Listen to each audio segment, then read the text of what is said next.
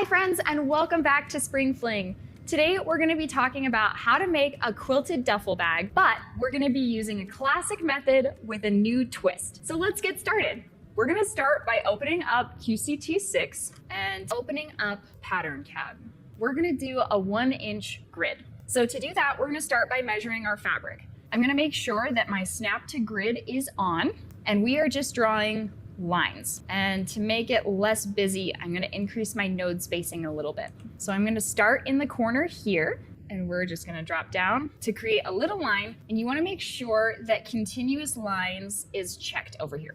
5, 10, 15, and I'm actually going to make it 20 inches. Then I'm going to go into edit, and I'm going to simplify that line so it's just one simple line. So you want to make sure before you draw that next line that you uncheck continuous lines. And then I can start at the top and recheck that box. And we're going to do just a couple more of these.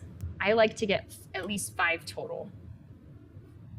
So we've got our 5 lines. We're going to go back in and we're going to simplify all of them. Then we're going to select all and copy. So now I have 10 lines. These are not actual measurements yet, because we don't have a safe area until we put it into QuiltCAD. So I've got 10 here and I need a total of 40 because my piece is 40 inches wide. So we'll select all and copy again. That's 20, copy again. That's 30, copy again, and that's 40. So now I am going to unselect all, and I'm gonna go ahead and swap layers. This just makes the visibility a teensy bit easier, and it simplifies the process a little bit. So we're gonna go back to draw. We're gonna draw continuous lines, and I'm just gonna make a little guy there and go all the way to that edge. Edit and simplify it, and then we'll keep drawing. Make sure you uncheck that continuous line box between your lines. Okay, we'll go ahead and simplify this.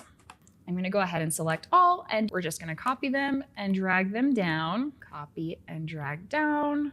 Copy and drag down. I'm gonna unselect all, and then I'm just gonna select the last 2 nodes here, and we can delete those. So we'll resimplify everything. I'm gonna swap my layers, and you can see that it has a nice grid here. What I'm gonna do is merge those layers, and now we have a 40 by 20 inch grid. I'm gonna optimize it just to make sure everything is going the way I want. I wanna do my horizontal lines first, and then my vertical lines second. And it looks like everything is in the proper order. As it goes down, we just wanna double check, and that is gonna do exactly what we want it to. So now we can hit OK, and we're gonna save this pattern. So I can go into patterns, I can add it to Sabrina. You can see some of my old projects there. And I'm gonna label this 40 by 20. And we can hit enter and save. So now we are all done with Pattern CAD. We can now take our tablet on over to the machine with our thumb drive, and we can get started with our quilting. All right, now we're back at our machine and frame. Today we'll be using the 21X Elite as well as the Evolution Elite frame. So to start, we have a little sandwich here. So I have my backing all set, and it is attached to this top rail here. And then my take-up rail has a few different things on it. So underneath here is some Pellon Flex foam. So I'm gonna go ahead and grab that piece we measured earlier, and it should be just a little bit wider than my top. If you are stitching continuously on something like this, if your machine has a zigzag stitch, it might be good to piece these together, but they are also double-sided fusible.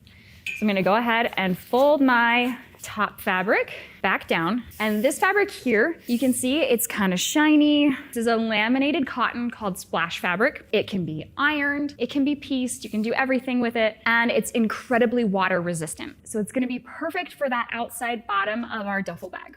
To get started, we're gonna open up QCT6 again, and we're gonna make sure that our machine is in the center of our frame and that our needle is up. Now we're ready to rock and roll. So instead of opening up Pantograph or Select and Sew, we're gonna do something a little odd, and we're gonna open up QuiltCAD. This will ensure that our pattern is going to be placed exactly how we want it to. So for our safe area, again, make sure you're all the way off your quiltable area. See how it's away from the edge of my backing here. I'm gonna set that as my top left.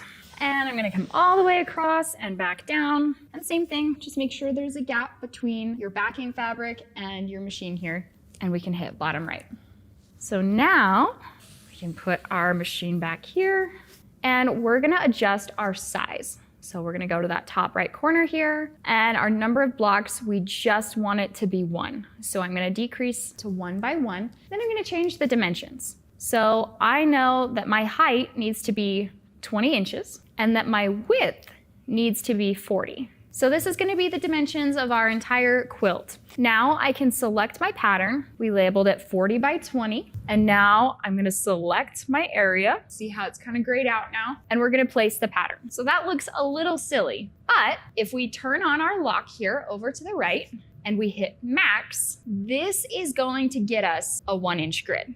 So we'll just go like that, and that's gonna put us exactly where we wanna be. So now we're gonna hit sew in zones. We can hit yes, and we're gonna go ahead and save the zone sewing session as that, and then we can hit save.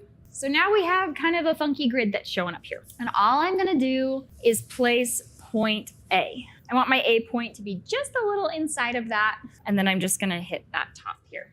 So that's my A. And normally you would mark this, but for what we're doing here, I'm not gonna mark it because I'm only gonna sew 1 zone. And I'm gonna adjust my zone manager, and I wanna make sure that I'm using 4-point placement and that we're starting from left and that our sewing is all going from left to right. So we can hit okay, and again, I'm just gonna feel for that edge of my foam here and adjust that as my point A. So now we can go ahead and move to start point. It's gonna engage our system here, and we can do a single stitch. We can move the machine away, pull up our bobbin, and now we're ready to hit sew.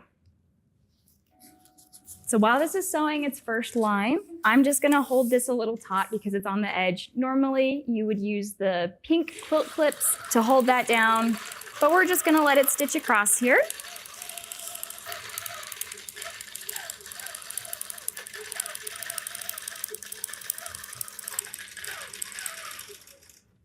Okay, so it did its little tie off. Now we can add our quilt clips back on. And it's gonna be a little wonky when you have that edge because instead of batting, we have that flex foam in there. And we can release our carriage so that we can trim our tails. Now, instead of having the machine move to next because it is so far away, we're just gonna pull it to the other side. Or we can go ahead and hit move to next because we're gonna be a lot closer to the area we were. And because it's right on the edge here, I'm not gonna worry about pulling up my bobbin. So we can go ahead and hit sew. And it's just gonna stitch itself across here.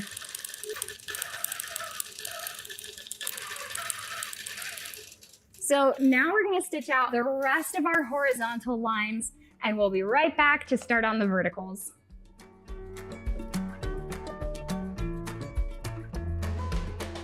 All right, we're coming up on our last horizontal line here.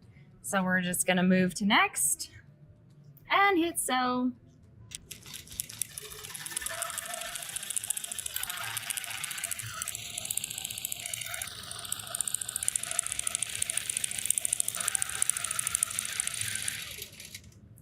All right, we can trim our tails, and then we're gonna pop back up into this top left-hand corner because that's gonna be where we're gonna start up again. Hit move to next.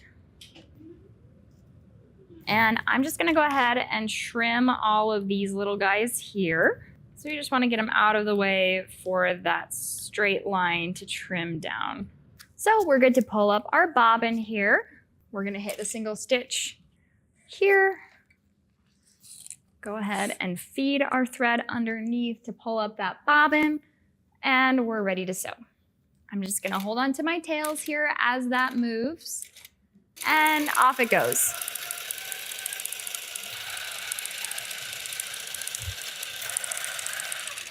Perfect. I'm gonna release my carriage, pull away, loop my fingers up underneath, twist over, bring it back, and single stitch. That is gonna pull up our bobbin. We can trim it off and move on to the next line. Again, we're just gonna do a single stitch, make it real simple, pull that bobbin thread, and away it goes.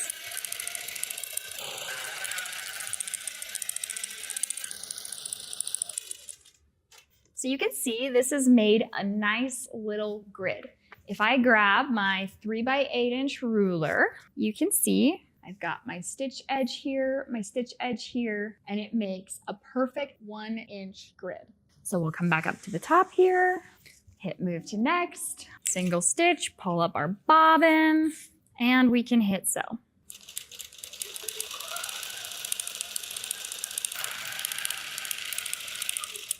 I'm going to stop for a minute and just take a look at this texture. You can see it makes a puffy, kind of bubbly texture with this 1 inch grid. And if you use the automation, it'll be perfect every time. For those of you who don't have automation, this same technique can be done with channel locks. You just want to make sure that you're locking your grid into place on the 1 inch. And what I would recommend doing is sewing all of your horizontal lines, and then just like you would with borders and corners, rotating your fabric and doing the horizontal lines again. That'll make your process a little bit smoother.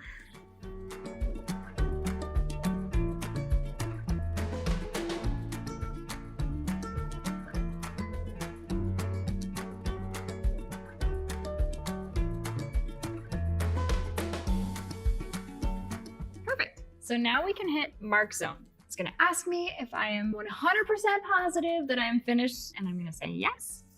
So I'm just gonna have it sew my little mark. It's gonna move over. Now it's ready to go to the next mark. So it's just gonna bring itself over to the other side. And while it's doing that, I'm gonna trim off that tail and the bottom one as well. And now it's gonna sew the mark on this side. Now we can hit continue. We want to make sure everything's properly placed. And now it's going to move to the top of the zone. I'm going to trim my tail. And now we're ready to move our fabric. So we are going to take off our Grace Company quilt clips. And I'm going to roll just a tiny bit because I only have a little bit left for this small piece. I'm gonna roll it about that far, make sure it's got some good bounce to it. And now we're ready to go again. So we can hit OK. Yes, I moved the fabric. And like I said, since there's just a little bit left, we are good here. So I can say that's my point A, and then I can hop on over to my point B. Perfect, and that's my B. So you'll notice that my zone is red. It's just because I didn't roll my fabric enough. So it's gonna cut off whatever is left over and outside of the quiltable area, and that's okay. I'm gonna go ahead and hit move to start point. And let's go ahead and sew.